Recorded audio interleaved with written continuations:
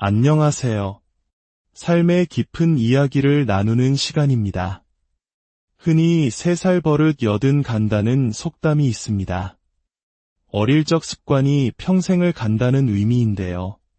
오늘 들려드릴 이야기는 이 속담이 환갑을 훌쩍 넘긴 한 사람에게 어떻게 적용되었는지, 그리고 그로 인해 한 가족이 어떤 폭풍을 겪게 되었는지를 담고 있습니다. 한 며느리가 시어머니라는 이름의 무게 때문에 오랫동안 참고 인내했지만 결국 터져버릴 수밖에 없었던 그 결정적인 순간. 과연 무엇이 그녀를 그토록 단호하게 만들었을까요? 오늘 이야기가 여러분의 마음에 작은 울림을 준다면 구독과 좋아요로 저희 채널에 힘을 실어주세요. 여러분의 따뜻한 마음이 더 좋은 이야기를 만드는데 큰 원동력이 됩니다. 그럼 오늘의 사연 속으로 함께 들어가 보겠습니다. 저는 오빠만 셋인 집의 고명딸로 태어났습니다. 그것도 아주 늦게 본 늦둥이 막내딸이라 온 가족의 사랑을 독차지하며 자랐죠. 제가 숨만 쉬어도 가족들은 귀여워서 어쩔 줄 몰라 했습니다. 엄마, 방금 영주가 저보고 오빠라고 했어요. 우리 영주 천재 아니에요. 무슨 소리야, 이제 1살인데. 그것보다 아까 영주 뛰어다니는 거 봤어?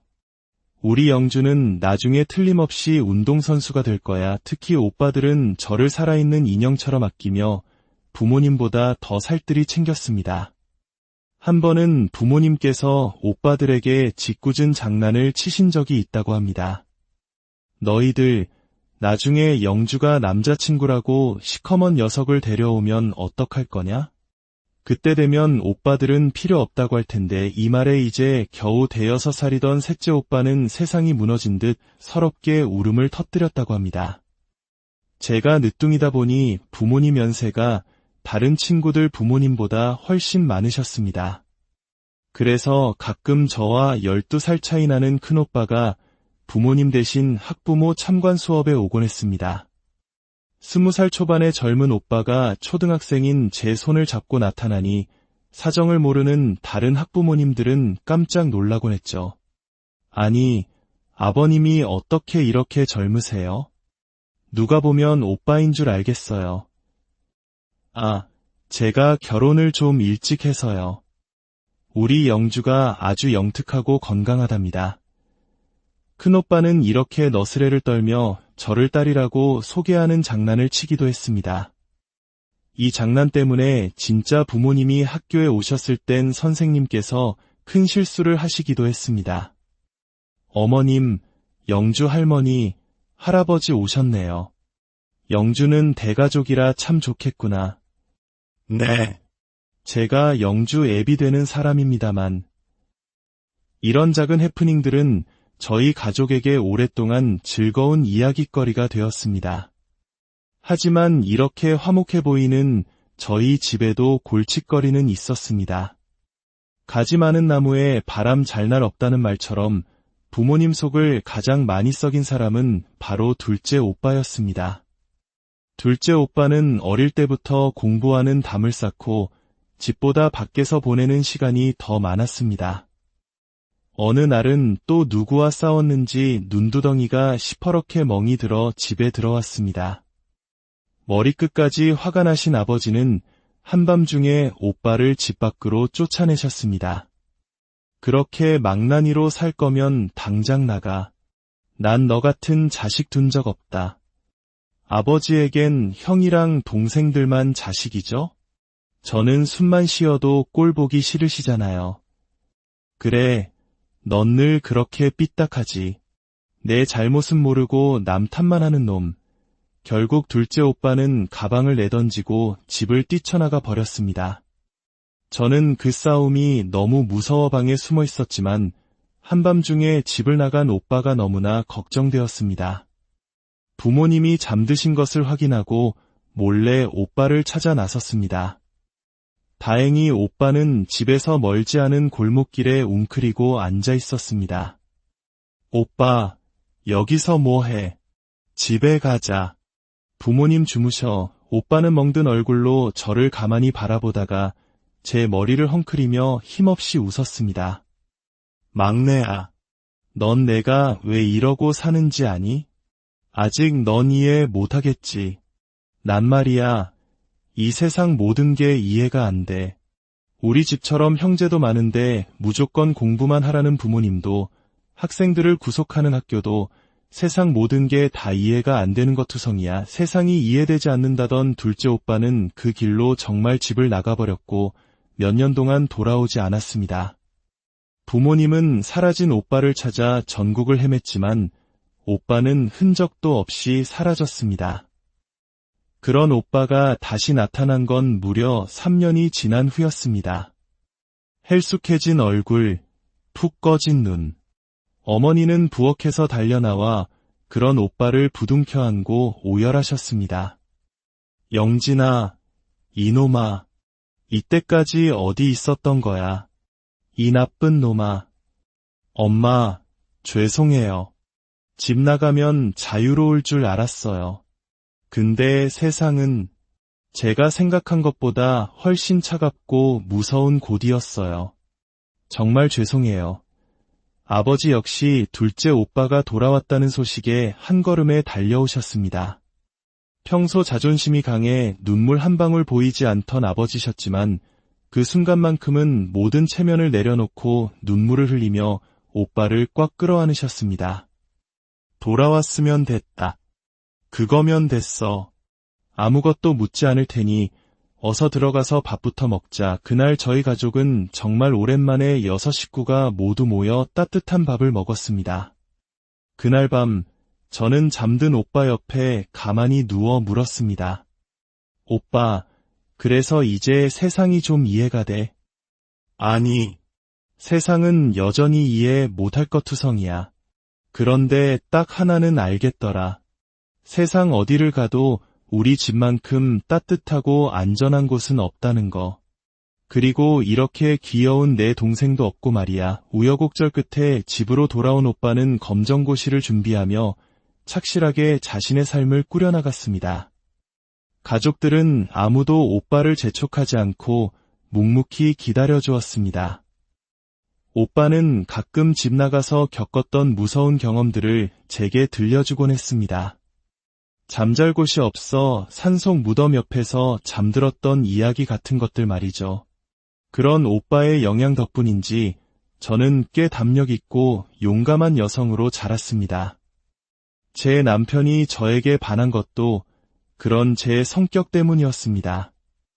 회사 야유회에서 벌레가 나타나자 모두가 비명을 지르며 도망갈 때 제가 태연하게 벌레를 잡아 밖으로 던져주는 모습을 보고 한눈에 반했다고 합니다.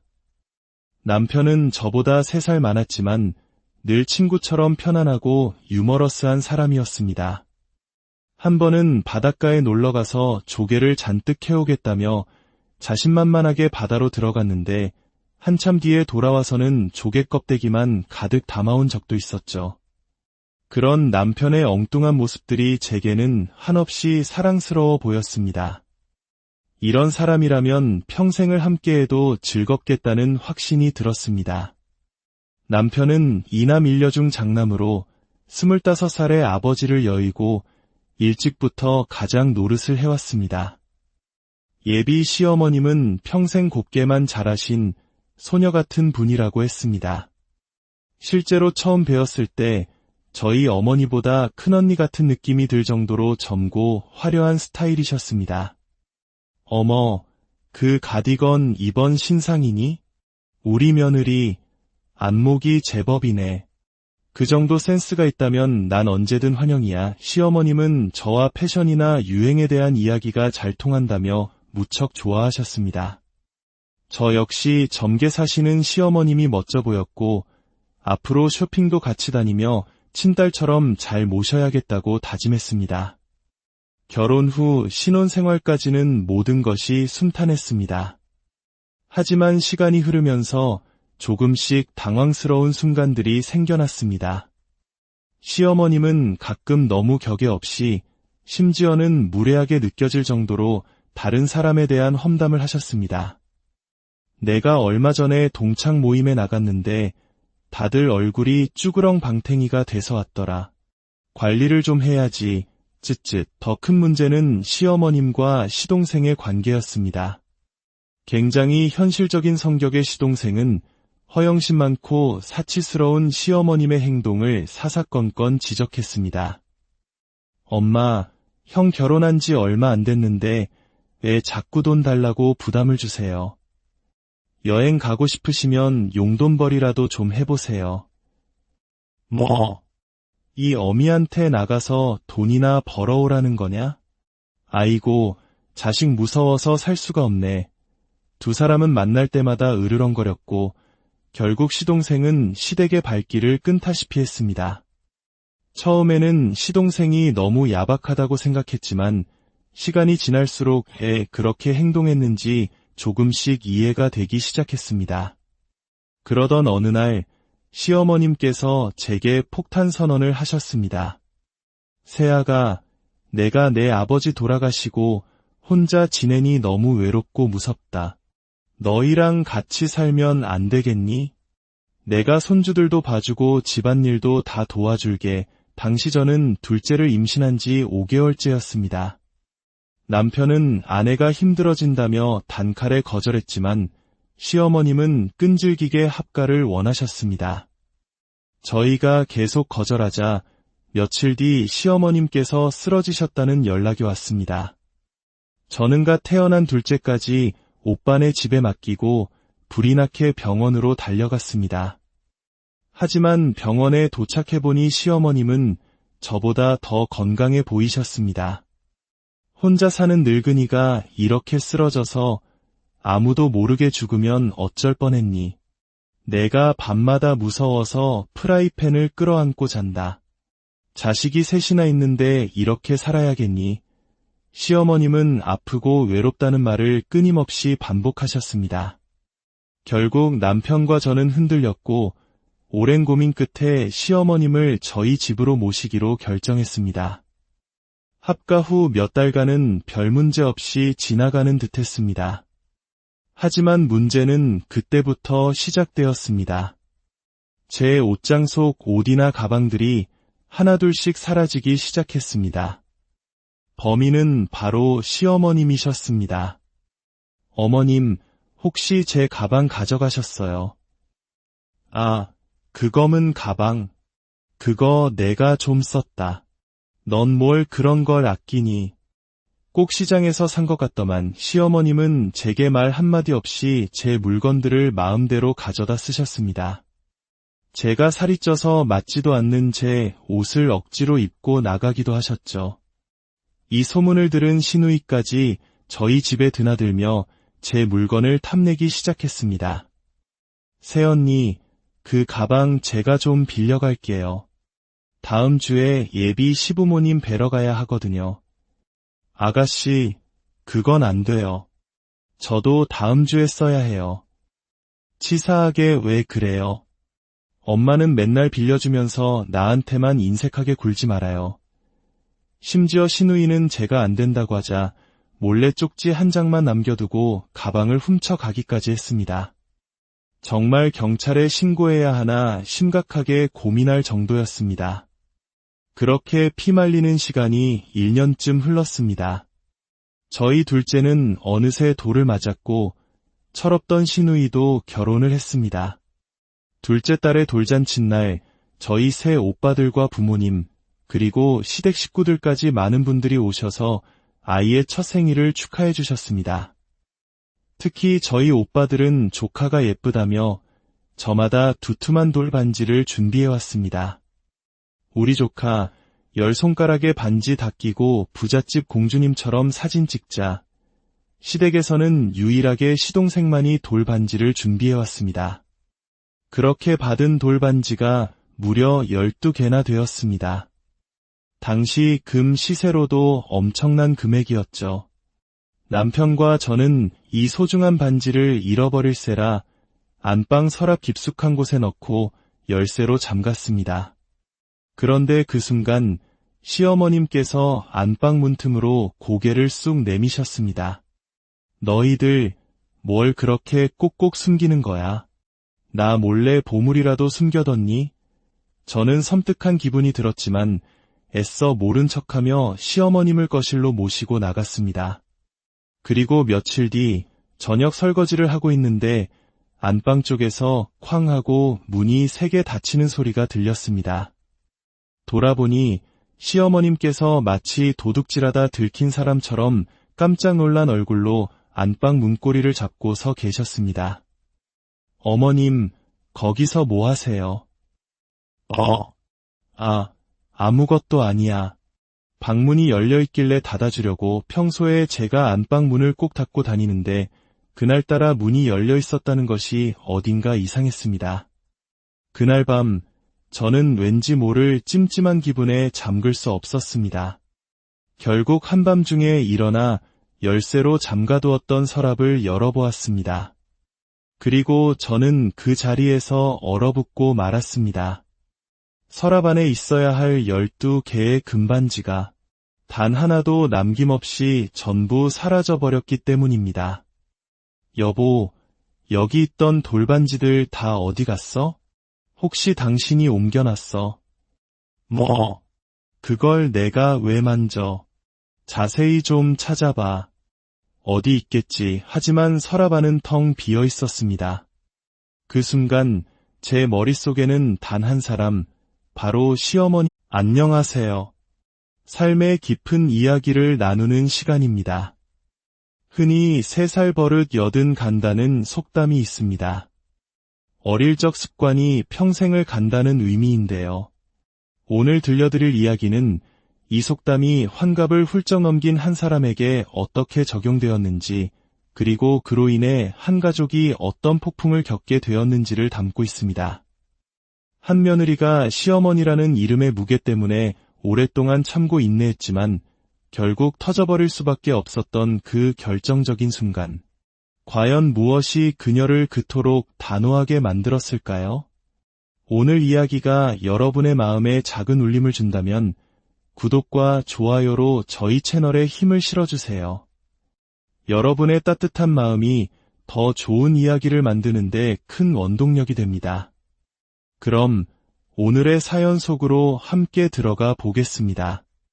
저는 오빠만 셋인 집의 고명딸로 태어났습니다. 그것도 아주 늦게 본 늦둥이 막내딸이라 온 가족의 사랑을 독차지하며 자랐죠. 제가 숨만 쉬어도 가족들은 귀여워서 어쩔 줄 몰라 했습니다. 엄마, 방금 영주가 저보고 오빠라고 했어요. 우리 영주 천재 아니에요. 무슨 소리야, 이제 1살인데. 그것보다 아까 영주 뛰어다니는 거 봤어? 우리 영주는 나중에 틀림없이 운동선수가 될 거야. 특히 오빠들은 저를 살아있는 인형처럼 아끼며 부모님보다 더 살뜰히 챙겼습니다. 한 번은 부모님께서 오빠들에게 짓궂은 장난을 치신 적이 있다고 합니다. 너희들 나중에 영주가 남자친구라고 시커먼 녀석을 데려오면 어떡할 거냐? 그때 되면 오빠들은 필요 없다고 할 텐데. 이 말에 이제 겨우 5살이던 셋째 오빠는 세상이 무너진 듯 서럽게 울음을 터뜨렸다고 합니다. 제가 늦둥이다 보니 부모님 연세가 다른 친구들 부모님보다 훨씬 많으셨습니다. 그래서 가끔 저와 12살 차이 나는 큰오빠가 부모님 대신 학부모 참관 수업에 오곤 했습니다. 20살 초반의 젊은 오빠가 초등학생인 제 손을 잡고 나타나니 사정을 모르는 다른 학부모님들은 깜짝 놀라곤 했죠. 아니, 아버님이 어떻게 이렇게 젊으세요? 누가 보면 오빠인 줄 알겠어요. 제가 결혼을 좀 일찍 해서요. 우리 영주가 아주 영특하고 건강하답니다. 큰오빠는 이렇게 너스레를 떨며 저를 딸이라고 소개하는 장난을 치기도 했습니다. 이 장난 때문에 진짜 부모님이 학교에 오셨을 땐 선생님께서 큰 실수를 하시기도 했습니다. 어머님, 영주 할머니, 할아버지 오셨네요. 영주는 대가족이라 참 좋겠구나. 네. 제가 영주 애비 되는 사람입니다만. 이런 작은 해프닝들은 저희 가족에게 오랫동안 즐거운 이야깃거리가 되었습니다. 하지만 이렇게 화목해 보이는 저희 집에도 골칫거리는 있었습니다. 가지 많은 나무에 바람 잘 날 없다는 말처럼 부모님 속을 가장 많이 썩인 사람은 바로 둘째 오빠였습니다. 둘째 오빠는 어릴 때부터 공부하는 담을 쌓고 집보다 밖에서 보내는 시간이 더 많았습니다. 어느 날은 또 누구와 싸웠는지 눈두덩이가 시퍼렇게 멍이 들어 집에 들어왔습니다. 머리끝까지 화가 나신 아버지는 한밤중에 오빠를 집 밖으로 쫓아내셨습니다. 그렇게 망나니로 살 거면 당장 나가. 난 너 같은 자식 둔 적 없다. 아버지에겐 형이랑 동생들만 자식이죠? 저는 숨만 쉬어도 꼴 보기 싫으시잖아요. 그래, 넌 늘 그렇게 삐딱하지. 내 잘못은 모르고 남 탓만 하는 놈. 결국 둘째 오빠는 가방을 내던지고 집을 뛰쳐나가 버렸습니다. 저는 그 싸움이 너무 무서워 방에 숨어 있었지만 한밤중에 집을 나간 오빠가 너무나 걱정되었습니다. 부모님이 잠드신 것을 확인하고 몰래 오빠를 찾아 나섰습니다. 다행히 오빠는 집에서 멀지 않은 골목길에 웅크리고 앉아 있었습니다. 오빠, 여기서 뭐해? 집에 가자. 부모님 주무셔. 오빠는 멍든 얼굴로 저를 가만히 바라보다가 제 머리를 헝클이며 힘없이 웃었습니다. 막내야, 넌 내가 왜 이러고 사는지 아니? 아직 넌 이해 못하겠지. 난 말이야, 이 세상 모든 게 이해가 안 돼. 우리 집처럼 형제도 많은데 무조건 공부만 하라는 부모님도, 학생들을 구속하는 학교도 세상 모든 게 다 이해가 안 되는 것 투성이야. 세상이 이해되지 않는다던 둘째 오빠는 그 길로 정말 집을 나가버렸고 몇 년 동안 돌아오지 않았습니다. 부모님은 사라진 오빠를 찾아 전국을 헤맸지만 오빠는 흔적도 없이 사라졌습니다. 그런 오빠가 다시 나타난 건 무려 3년이 지난 후였습니다. 헬쑥해진 얼굴, 푹 꺼진 눈. 어머니는 부엌에서 달려나와 그런 오빠를 부둥켜 안고 오열하셨습니다. 영진아, 이놈아, 이때까지 어디 있었던 거야? 이 나쁜 놈아. 엄마, 죄송해요. 집 나가면 자유로울 줄 알았어요. 근데 세상은 제가 생각한 것보다 훨씬 차갑고 무서운 곳이었어요. 정말 죄송해요. 아버지 역시 둘째 오빠가 돌아왔다는 소식에 한 걸음에 달려오셨습니다. 평소 자존심이 강해 눈물 한 방울 보이지 않던 아버지셨지만 그 순간만큼은 모든 체면을 내려놓고 눈물을 흘리며 오빠를 꽉 끌어안으셨습니다. 돌아왔으면 됐다. 그거면 됐어. 아무것도 묻지 않을 테니 어서 들어가서 밥부터 먹자. 그날 저희 가족은 정말 오랜만에 6 식구가 모두 모여 따뜻한 밥을 먹었습니다. 그날 밤 저는 잠든 오빠 옆에 가만히 누워 물었습니다. 오빠, 그래서 이제 세상이 좀 이해가 돼? 아니, 세상은 여전히 이해 못할 것 투성이야. 그런데 딱 하나는 알겠더라. 세상 어디를 가도 우리 집만큼 따뜻하고 안전한 곳은 없다는 거. 그리고 이렇게 귀여운 내 동생도 없고 말이야. 우여곡절 끝에 집으로 돌아온 오빠는 검정고시를 준비하며 착실하게 자신의 삶을 꾸려나갔습니다. 가족들은 아무도 오빠를 재촉하지 않고 묵묵히 기다려주었습니다. 오빠는 가끔 집 나가서 겪었던 무서운 경험들을 제게 들려주곤 했습니다. 잠잘 곳이 없어 산속 무덤 옆에서 잠들었던 이야기 같은 것들 말이죠. 그런 오빠의 영향 덕분인지 저는 꽤 담력 있고 용감한 여성으로 자랐습니다. 제 남편이 저에게 반한 것도 그런 제 성격 때문이었습니다. 회사 야유회에서 벌레가 나타나자 모두가 비명을 지르며 도망갈 때 제가 태연하게 벌레를 잡아 밖으로 던져주는 모습을 보고 한눈에 반했다고 합니다. 남편은 저보다 3살 많았지만 늘 친구처럼 편안하고 유머러스한 사람이었습니다. 한 번은 바닷가에 놀러가서 조개를 잔뜩 캐오겠다며 자신만만하게 바다로 들어갔는데 한참 뒤에 돌아와서는 조개 껍데기만 가득 담아온 적도 있었죠. 그런 남편의 엉뚱한 모습들이 제게는 한없이 사랑스러워 보였습니다.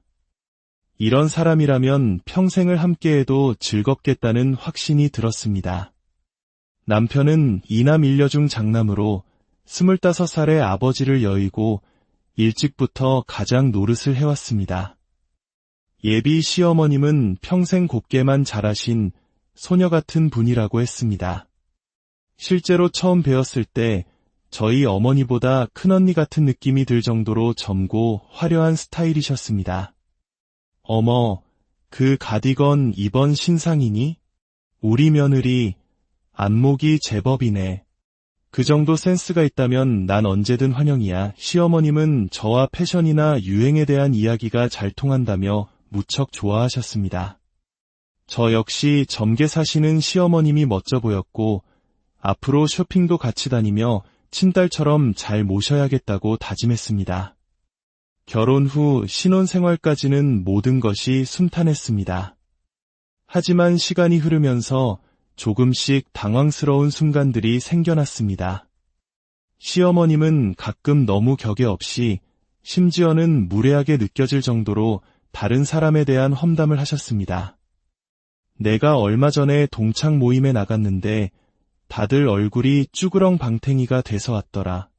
관리를 좀 해야지. 쯧쯧. 더 큰 문제는 시어머님과 시동생의 관계였습니다.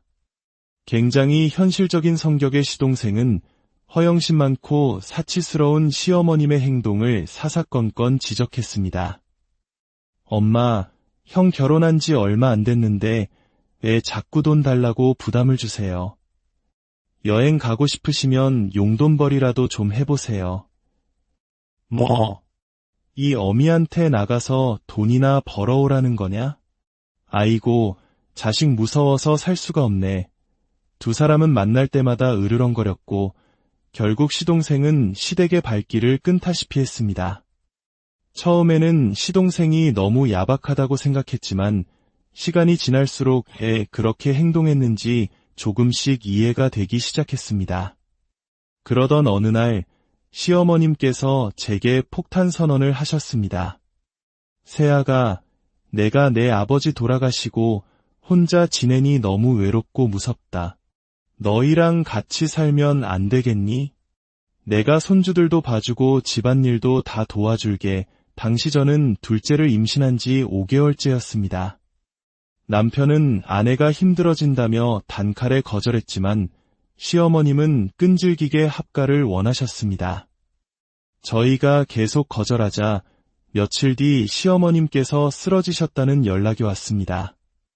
저는 갓 태어난 둘째까지 오빠네 집에 맡기고 불이 나게 병원으로 달려갔습니다. 하지만 병원에 도착해보니 시어머님은 저보다 더 건강해 보이셨습니다. 혼자 사는 늙은이가 이렇게 쓰러져서 아무도 모르게 죽으면 어쩔 뻔했니? 내가 밤마다 무서워서 프라이팬을 끌어안고 잔다. 자식이 셋이나 있는데 이렇게 살아야겠니? 시어머님은 아프고 외롭다는 말을 끊임없이 반복하셨습니다. 결국 남편과 저는 흔들렸고 오랜 고민 끝에 시어머님을 저희 집으로 모시기로 결정했습니다. 합가 후 몇 달간은 별 문제 없이 지나가는 듯했습니다. 하지만 문제는 그때부터 시작되었습니다. 제 옷장 속 옷이나 가방들이 하나둘씩 사라지기 시작했습니다. 범인은 바로 시어머님이셨습니다. 어머님, 혹시 제 가방 가져가셨어요? 아, 그 검은 가방. 그거 내가 좀 썼다. 넌 뭘 그런 걸 아끼니? 꼭 시장에서 산 것 같더만. 시어머님은 제게 말 한마디 없이 제 물건들을 마음대로 가져다 쓰셨습니다. 제가 살이 쪄서 맞지도 않는 제 옷을 억지로 입고 나가기도 하셨죠. 이 소문을 들은 시누이까지 저희 집에 드나들며 제 물건을 탐내기 시작했습니다. 새언니, 그 가방 제가 좀 빌려갈게요. 다음 주에 예비 시부모님 뵈러 가야 하거든요. 아가씨, 그건 안 돼요. 저도 다음 주에 써야 해요. 치사하게 왜 그래요? 엄마는 맨날 빌려주면서 나한테만 인색하게 굴지 말아요. 심지어 시누이는 제가 안 된다고 하자 몰래 쪽지 한 장만 남겨두고 가방을 훔쳐가기까지 했습니다. 정말 경찰에 신고해야 하나 심각하게 고민할 정도였습니다. 그렇게 피말리는 시간이 1년쯤 흘렀습니다. 저희 둘째는 어느새 돌을 맞았고 철없던 시누이도 결혼을 했습니다. 둘째 딸의 돌잔칫날 저희 세 오빠들과 부모님 그리고 시댁 식구들까지 많은 분들이 오셔서 아이의 첫 생일을 축하해 주셨습니다. 특히 저희 오빠들은 조카가 예쁘다며 저마다 두툼한 돌 반지를 준비해 왔습니다. 우리 조카 10손가락에 반지 다 끼고 부잣집 공주님처럼 사진 찍자. 시댁에서는 유일하게 시동생만이 돌 반지를 준비해 왔습니다. 그렇게 받은 돌 반지가 무려 12개나 되었습니다. 당시 금 시세로도 엄청난 금액이었죠. 남편과 저는 이 소중한 반지를 잃어버릴세라 안방 서랍 깊숙한 곳에 넣고 열쇠로 잠갔습니다. 그런데 그 순간 시어머님께서 안방 문틈으로 고개를 쑥 내미셨습니다. 너희들 뭘 그렇게 꼭꼭 숨기는 거야? 나 몰래 보물이라도 숨겨뒀니? 저는 섬뜩한 기분이 들었지만 애써 모른 척하며 시어머님을 거실로 모시고 나갔습니다. 그리고 며칠 뒤 저녁 설거지를 하고 있는데 안방 쪽에서 쾅 하고 문이 3개 닫히는 소리가 들렸습니다. 돌아보니 시어머님께서 마치 도둑질하다 들킨 사람처럼 깜짝 놀란 얼굴로 안방 문고리를 잡고 서 계셨습니다. 어머님, 거기서 뭐 하세요? 아무것도 아니야. 방문이 열려있길래 닫아주려고 평소에 제가 안방 문을 꼭 닫고 다니는데 그날따라 문이 열려 있었다는 것이 어딘가 이상했습니다. 그날 밤 저는 왠지 모를 찜찜한 기분에 잠글 수 없었습니다. 결국 한밤중에 일어나 열쇠로 잠가두었던 서랍을 열어보았습니다. 그리고 저는 그 자리에서 얼어붙고 말았습니다. 서랍 안에 있어야 할 12개의 금반지가 단 하나도 남김없이 전부 사라져버렸기 때문입니다. 여보, 여기 있던 돌반지들 다 어디 갔어? 혹시 당신이 옮겨놨어? 그걸 내가 왜 만져? 자세히 좀 찾아봐. 어디 있겠지. 하지만 서랍 안은 텅 비어 있었습니다. 그 순간 제 머릿속에는 단 한 사람, 바로 시어머니. 안녕하세요. 삶의 깊은 이야기를 나누는 시간입니다. 흔히 3살 버릇 여든 간다는 속담이 있습니다. 어릴 적 습관이 평생을 간다는 의미인데요. 오늘 들려드릴 이야기는 이 속담이 환갑을 훌쩍 넘긴 한 사람에게 어떻게 적용되었는지, 그리고 그로 인해 한 가족이 어떤 폭풍을 겪게 되었는지를 담고 있습니다. 한 며느리가 시어머니라는 이름의 무게 때문에 오랫동안 참고 인내했지만 결국 터져버릴 수밖에 없었던 그 결정적인 순간. 과연 무엇이 그녀를 그토록 단호하게 만들었을까요? 오늘 이야기가 여러분의 마음에 작은 울림을 준다면 구독과 좋아요로 저희 채널에 힘을 실어주세요.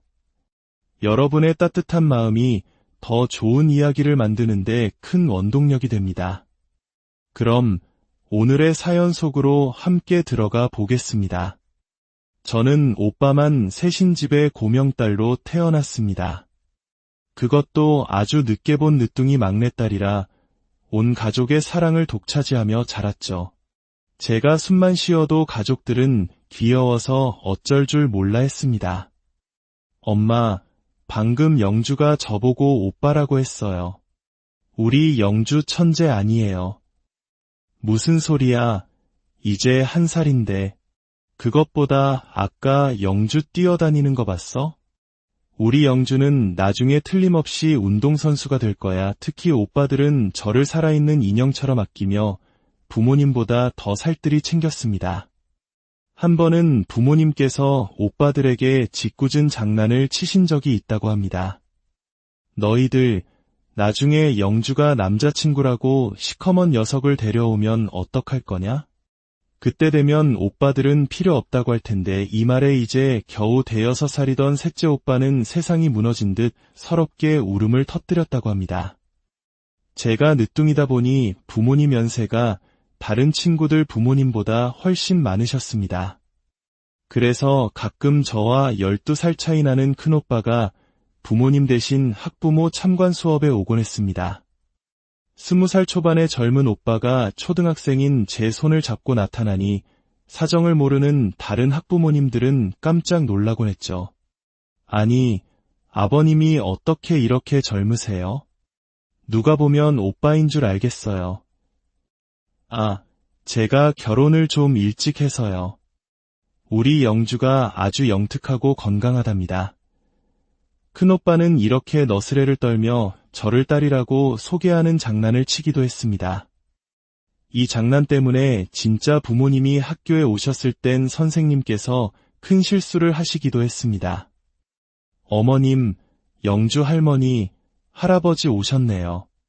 영주는 대가족이라 참 좋겠구나. 네. 제가 영주 애비 되는 사람입니다만. 이런 작은 해프닝들은 저희 가족에게 오랫동안 즐거운 이야깃거리가 되었습니다. 하지만 이렇게 화목해 보이는 저희 집에도 골칫거리는 있었습니다. 가지 많은 나무에 바람 잘 날 없다는 말처럼 부모님 속을 가장 많이 썩인 사람은 바로 둘째 오빠였습니다. 둘째 오빠는 어릴 때부터 공부하는 담을 쌓고 집보다 밖에서 보내는 시간이 더 많았습니다. 어느 날은 또 누구와 싸웠는지 눈두덩이가 시퍼렇게 멍이 들어 집에 들어왔습니다. 머리끝까지 화가 나신 아버지는 한밤중에 오빠를 집 밖으로 쫓아내셨습니다. 그렇게 망나니로 살 거면 당장 나가. 난 너 같은 자식 둔 적 없다. 아버지에겐 형이랑 동생들만 자식이죠? 저는 숨만 쉬어도 꼴 보기 싫으시잖아요. 그래, 넌 늘 그렇게 삐딱하지. 내 잘못은 모르고 남 탓만 하는 놈. 결국 둘째 오빠는 가방을 내던지고 집을 뛰쳐나가 버렸습니다. 저는 그 싸움이 너무 무서워 방에 숨어 있었지만 한밤중에 집을 나간 오빠가 너무나 걱정되었습니다. 부모님이 잠드신 것을 확인하고 몰래 오빠를 찾아 나섰습니다. 다행히 오빠는 집에서 멀지 않은 골목길에 웅크리고 앉아 있었습니다. 오빠, 여기서 뭐해? 집에 가자. 부모님 주무셔. 오빠는 멍든 얼굴로 저를 가만히 바라보다가 제 머리를 헝클이며 힘없이 웃었습니다. 막내야, 넌 내가 왜 이러고 사는지 아니? 아직 넌 이해 못하겠지. 난 말이야, 이 세상 모든 게 이해가 안 돼. 우리 집처럼 형제도 많은데 무조건 공부만 하라는 부모님도, 학생들을 구속하는 학교도 세상 모든 게 다 이해가 안 되는 것 투성이야. 세상이 이해되지 않는다던 둘째 오빠는 그 길로 정말 집을 나가버렸고 몇 년 동안 돌아오지 않았습니다. 부모님은 사라진 오빠를 찾아 전국을 헤맸지만 오빠는 흔적도 없이 사라졌습니다. 그런 오빠가 다시 나타난 건 무려 3년이 지난 후였습니다. 헬쑥해진 얼굴, 푹 꺼진 눈. 어머니는 부엌에서 달려나와 그런 오빠를 부둥켜 안고 오열하셨습니다. 영진아, 이놈아, 이때까지 어디 있었던 거야? 이 나쁜 놈아. 엄마, 죄송해요. 집 나가면 자유로울 줄 알았어요. 근데 세상은 제가 생각한 것보다 훨씬 차갑고 무서운 곳이었어요. 정말 죄송해요. 아버지 역시 둘째 오빠가 돌아왔다는 소식에 한 걸음에 달려오셨습니다. 평소 자존심이 강해 눈물 한 방울 보이지 않던 아버지셨지만 그 순간만큼은 모든 체면을 내려놓고 눈물을 흘리며 오빠를 꽉 끌어안으셨습니다. 돌아왔으면 됐다. 그거면 됐어. 아무것도 묻지 않을 테니 어서 들어가서 밥부터 먹자. 그날 저희 가족은 정말 오랜만에 6 식구가 모두 모여 따뜻한 밥을 먹었습니다. 그날 밤 저는 잠든 오빠 옆에 가만히 누워 물었습니다. 오빠, 그래서 이제 세상이 좀 이해가 돼? 아니, 세상은 여전히 이해 못할 것 투성이야. 그런데 딱 하나는 알겠더라. 세상 어디를 가도 우리 집만큼 따뜻하고 안전한 곳은 없다는 거. 그리고 이렇게 귀여운 내 동생도 없고 말이야. 우여곡절 끝에 집으로 돌아온 오빠는 검정고시를 준비하며 착실하게 자신의 삶을 꾸려나갔습니다. 가족들은 아무도 오빠를 재촉하지 않고 묵묵히 기다려주었습니다. 오빠는 가끔 집 나가서 겪었던 무서운 경험들을 제게 들려주곤 했습니다. 잠잘 곳이 없어 산속 무덤 옆에서 잠들었던 이야기 같은 것들 말이죠. 그런 오빠의 영향 덕분인지 저는 꽤 담력 있고 용감한 여성으로 자랐습니다. 제 남편이 저에게 반한 것도 그런 제 성격 때문이었습니다. 회사 야유회에서 벌레가 나타나자 모두가 비명을 지르며 도망갈 때 제가 태연하게 벌레를 잡아 밖으로 던져주는 모습을 보고 한눈에 반했다고 합니다. 남편은 저보다 3살 많았지만 늘 친구처럼 편안하고 유머러스한 사람이었습니다. 한 번은 바닷가에 놀러가서 조개를 잔뜩 캐오겠다며 자신만만하게 바다로 들어갔는데 한참 뒤에 돌아와서는 조개 껍데기만 가득 담아온 적도 있었죠. 그런 남편의 엉뚱한 모습들이 제게는 한없이 사랑스러워 보였습니다. 이런 사람이라면 평생을 함께해도 즐겁겠다는 확신이 들었습니다. 남편은 이남 일녀 중 장남으로 25살의 아버지를 여의고 일찍부터 가장 노릇을 해왔습니다. 예비 시어머님은 평생 곱게만 자라신 소녀 같은 분이라고 했습니다. 실제로 처음 뵈었을 때 저희 어머니보다 큰언니 같은 느낌이 들 정도로 젊고 화려한 스타일이셨습니다.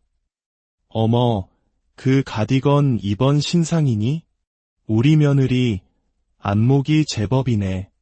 그 정도 센스가 있다면 난 언제든 환영이야. 시어머님은 저와 패션이나 유행에 대한 이야기가 잘 통한다며 무척 좋아하셨습니다. 저 역시 젊게 사시는 시어머님이 멋져 보였고 앞으로 쇼핑도 같이 다니며 친딸처럼 잘 모셔야겠다고 다짐했습니다. 결혼 후 신혼생활까지는 모든 것이 순탄했습니다. 하지만 시간이 흐르면서 조금씩 당황스러운 순간들이 생겨났습니다. 시어머님은 가끔 너무 격에 없이 심지어는 무례하게 느껴질 정도로 다른 사람에 대한 험담을 하셨습니다. 내가 얼마 전에 동창 모임에 나갔는데 다들 얼굴이 쭈그렁방탱이가 돼서 왔더라. 관리를 좀 해야지. 쯧쯧. 더 큰 문제는 시어머님과 시동생의 관계였습니다. 굉장히 현실적인 성격의 시동생은 허영심 많고 사치스러운 시어머님의 행동을 사사건건 지적했습니다. 엄마, 형 결혼한 지 얼마 안 됐는데 왜 자꾸 돈 달라고 부담을 주세요. 여행 가고 싶으시면 용돈벌이라도 좀 해보세요. 뭐?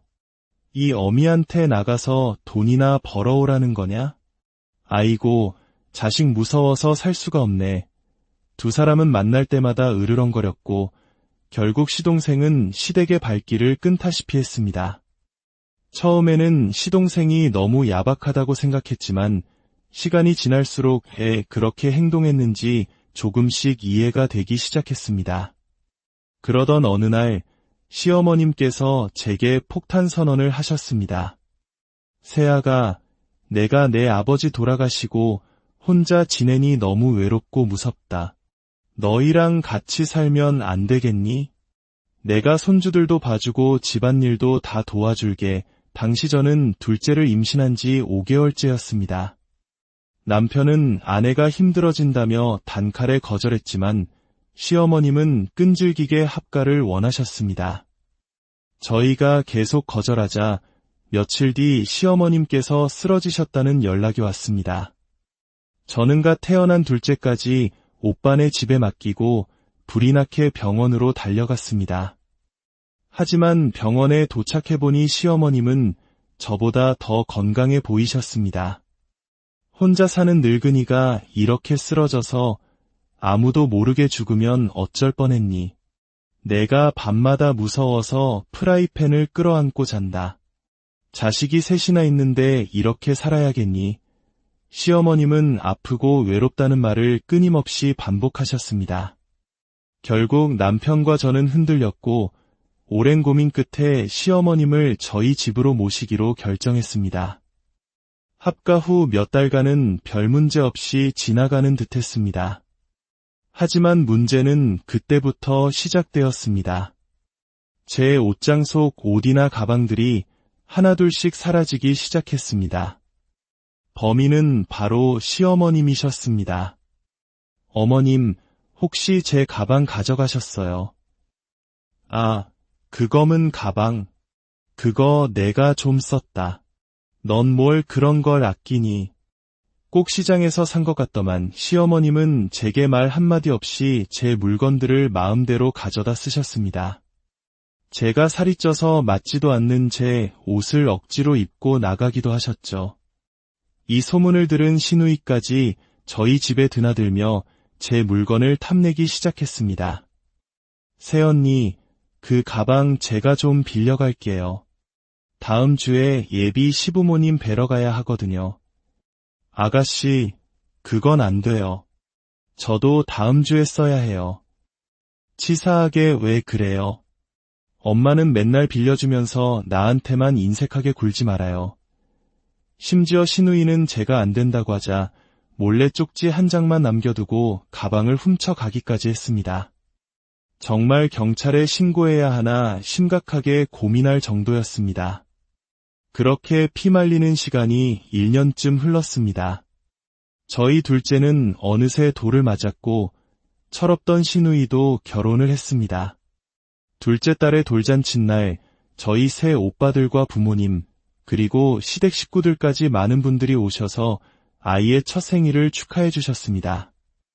특히 저희 오빠들은 조카가 예쁘다며 저마다 두툼한 돌 반지를 준비해 왔습니다.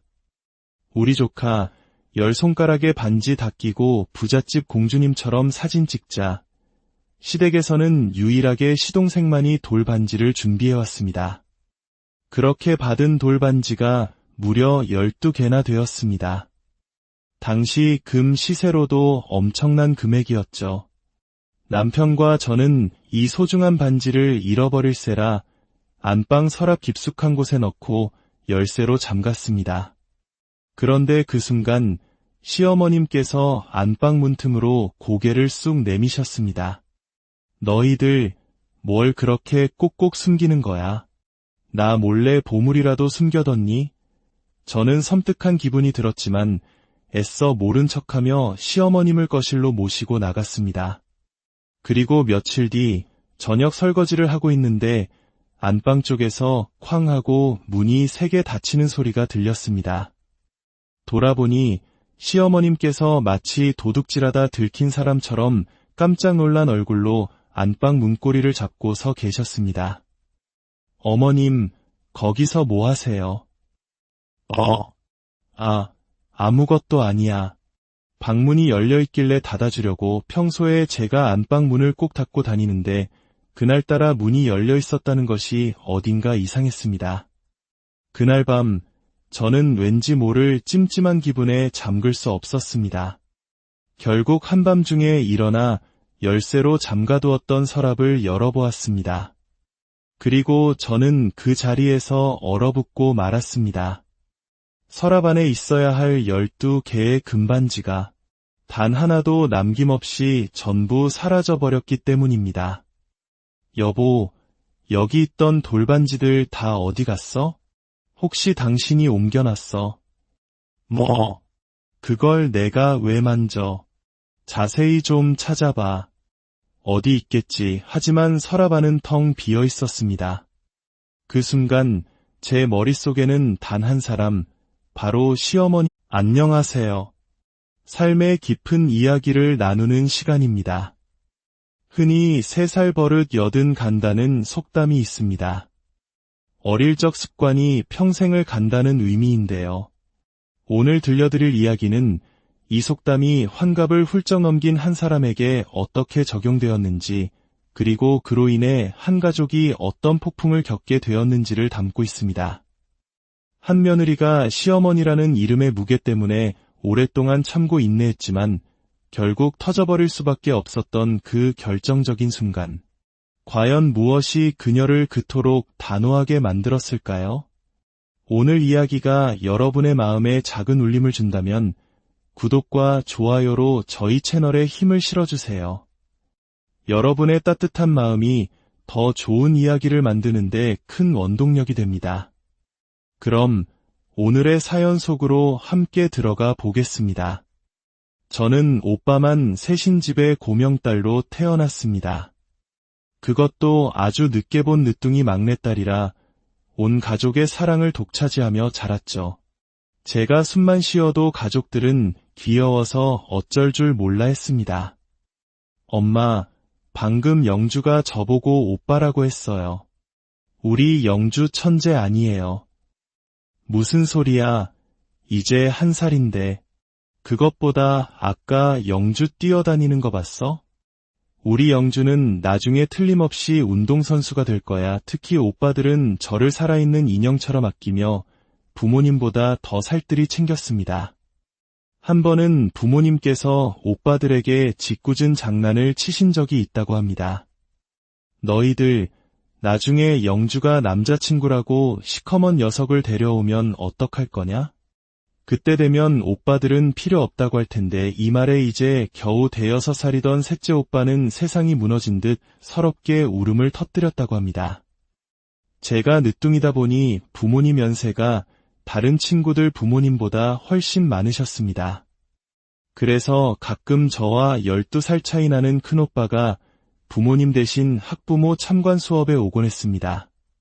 20살 초반의 젊은 오빠가 초등학생인 제 손을 잡고 나타나니 사정을 모르는 다른 학부모님들은 깜짝 놀라곤 했죠. 아니, 아버님이 어떻게 이렇게 젊으세요? 누가 보면 오빠인 줄 알겠어요. 아, 제가 결혼을 좀 일찍 해서요. 우리 영주가 아주 영특하고 건강하답니다. 큰오빠는 이렇게 너스레를 떨며 저를 딸이라고 소개하는 장난을 치기도 했습니다. 이 장난 때문에 진짜 부모님이 학교에 오셨을 땐 선생님께서 큰 실수를 하시기도 했습니다. 어머님, 영주 할머니, 할아버지 오셨네요. 영주는 대가족이라 참 좋겠구나. 네. 제가 영주 애비 되는 사람입니다만. 이런 작은 해프닝들은 저희 가족에게 오랫동안 즐거운 이야깃거리가 되었습니다. 하지만 이렇게 화목해 보이는 저희 집에도 골칫거리는 있었습니다. 가지 많은 나무에 바람 잘 날 없다는 말처럼 부모님 속을 가장 많이 썩인 사람은 바로 둘째 오빠였습니다. 둘째 오빠는 어릴 때부터 공부하는 담을 쌓고 집보다 밖에서 보내는 시간이 더 많았습니다. 어느 날은 또 누구와 싸웠는지 눈두덩이가 시퍼렇게 멍이 들어 집에 들어왔습니다. 머리끝까지 화가 나신 아버지는 한밤중에 오빠를 집 밖으로 쫓아내셨습니다. 그렇게 망나니로 살 거면 당장 나가. 난 너 같은 자식 둔 적 없다. 아버지에겐 형이랑 동생들만 자식이죠? 저는 숨만 쉬어도 꼴 보기 싫으시잖아요. 그래, 넌 늘 그렇게 삐딱하지. 내 잘못은 모르고 남 탓만 하는 놈. 결국 둘째 오빠는 가방을 내던지고 집을 뛰쳐나가 버렸습니다. 저는 그 싸움이 너무 무서워 방에 숨어 있었지만 한밤중에 집을 나간 오빠가 너무나 걱정되었습니다. 부모님이 잠드신 것을 확인하고 몰래 오빠를 찾아 나섰습니다. 다행히 오빠는 집에서 멀지 않은 골목길에 웅크리고 앉아 있었습니다. 오빠, 여기서 뭐해? 집에 가자. 부모님 주무셔. 오빠는 멍든 얼굴로 저를 가만히 바라보다가 제 머리를 헝클이며 힘없이 웃었습니다. 막내야, 넌 내가 왜 이러고 사는지 아니? 아직 넌 이해 못하겠지. 난 말이야, 이 세상 모든 게 이해가 안 돼. 우리 집처럼 형제도 많은데 무조건 공부만 하라는 부모님도, 학생들을 구속하는 학교도, 세상 모든 게 다 이해가 안 되는 것 투성이야. 세상이 이해되지 않는다던 둘째 오빠는 그 길로 정말 집을 나가버렸고 몇 년 동안 돌아오지 않았습니다. 부모님은 사라진 오빠를 찾아 전국을 헤맸지만 오빠는 흔적도 없이 사라졌습니다. 그런 오빠가 다시 나타난 건 무려 3년이 지난 후였습니다. 헬쑥해진 얼굴, 푹 꺼진 눈. 어머니는 부엌에서 달려나와 그런 오빠를 부둥켜 안고 오열하셨습니다. 영진아, 이놈아, 이때까지 어디 있었던 거야? 이 나쁜 놈아. 엄마, 죄송해요. 집 나가면 자유로울 줄 알았어요. 근데 세상은 제가 생각한 것보다 훨씬 차갑고 무서운 곳이었어요. 정말 죄송해요. 아버지 역시 둘째 오빠가 돌아왔다는 소식에 한 걸음에 달려오셨습니다. 평소 자존심이 강해 눈물 한 방울 보이지 않던 아버지셨지만 그 순간만큼은 모든 체면을 내려놓고 눈물을 흘리며 오빠를 꽉 끌어안으셨습니다. 돌아왔으면 됐다.